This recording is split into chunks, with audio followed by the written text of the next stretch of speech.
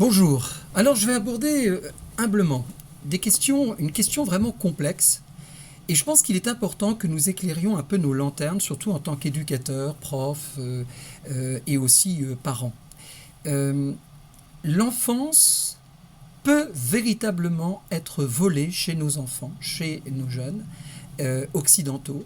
Et c'est stratégiquement quelque chose qui est mis en place. Les intérêts sont parfois idéologiques, les intérêts peuvent être commerciaux, mais en tout cas, ce qui est sûr, c'est que on n'hésite pas à le faire. Et ce n'est pas nouveau sous le soleil.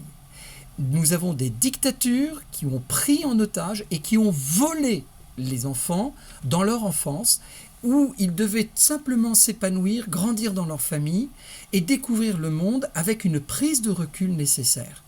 Le fascisme a interdit l'Église, a enseigné le catéchisme et a éveillé l'intériorité de l'enfant.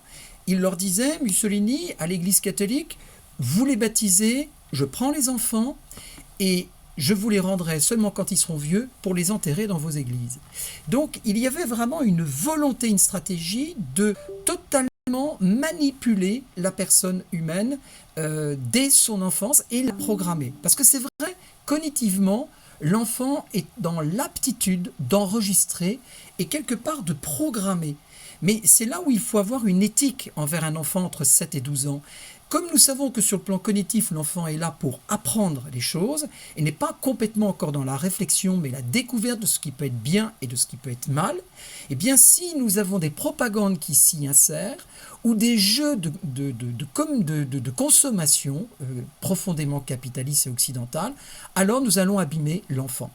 Alors, nous avons les jeunesses hitlériennes qui ont complètement dénaturé l'esprit social et éthique et anthropologique de l'enfant.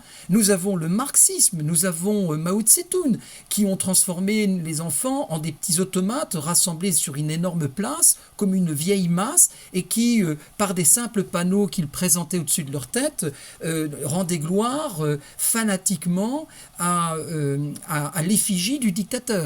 Et donc vous voyez, c'est une chose qui est connue. On sait que l'enfant a cette possibilité de se faire voler profondément son enfance. Ils sont en fait aujourd'hui nos enfants eh bien abrutis. Ce sont des esclaves abrutis par des addictions qu'on leur a données et qui leur coupent complètement les ailes. On est en train de voler la naïveté, mais on les rend bêtes à bouffer le foin. C'est-à-dire qu'il n'y a aucune aptitude aujourd'hui dans l'apprentissage, par exemple.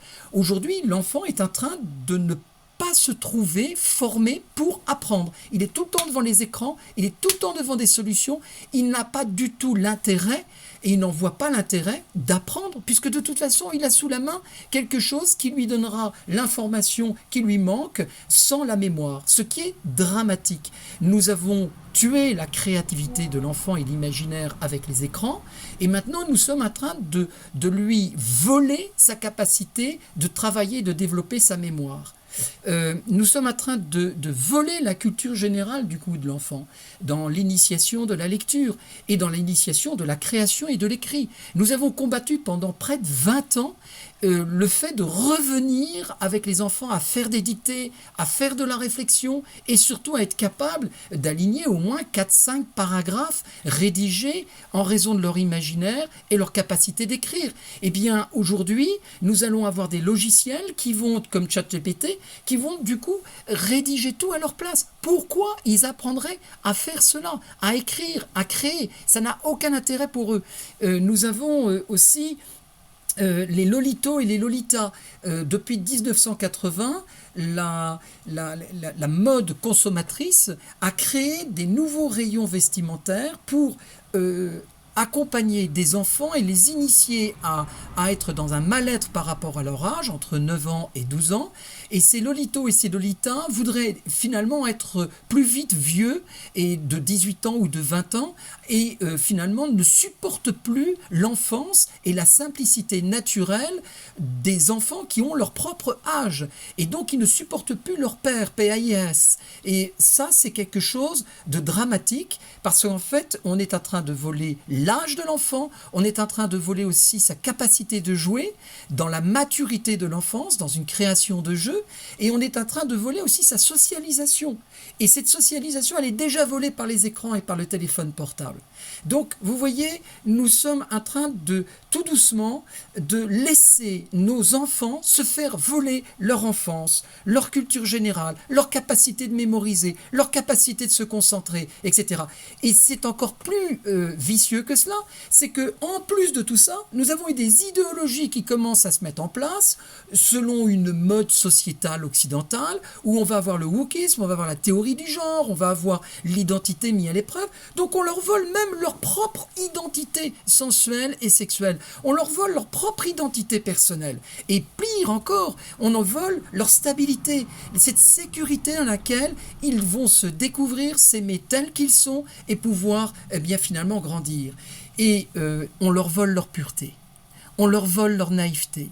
Voilà, c'est-à-dire que la naïveté est quelque chose de bon chez un enfant, parce qu'elle est issue d'une pureté, et pas d'un manque de connaissances, mais d'un apprentissage au choix du bien, à la fois au bien de l'autre, à la fois de l'autre qui est bien et qui peut être bon. C'est ça, et on est en train de leur voler tout cela, alors que c'est absolument essentiel. Donc, qu'est-ce qu'il faut faire? Eh bien, il faut aimer l'enfant. Si nous aimons l'enfant, nous verrons bien que l'écran l'abrutit. Si nous aimons l'enfant, nous verrons bien que c'est pour lui un moment et un temps de profonde fierté de réciter une jolie poésie, de découvrir des nouveaux mots. Si nous aimons notre enfant, nous acceptons le pourquoi pendant 4-5 ans. Et pourquoi, et pourquoi, et pourquoi. Si nous aimons l'enfant, nous acceptons que ce soit un enfant et qu'il joue. Nous l'aidons à accepter qu'il soit l'enfant qu'il est aujourd'hui et qu'il ne se précipite pas dans un âge dont il n'a pas encore la maturité et dont il n'est pas prêt. Donc vraiment que cette chronique nous donne la possibilité de prendre un peu de recul sur notre manière d'être indulgent, soi-disant, ou d'être cool, et de voir que finalement, quelque part, notre démagogie qui musole, la pédagogie, eh bien cette démagogie est en train de tout simplement se rendre complice d'un vol, le vol de l'enfance de nos enfants. Allez, soyons pleins d'espérance, réagissons, réveillons-nous. Non seulement ils le valent bien, mais ils attendent ça de notre amour, les enfants. Haut les cœurs.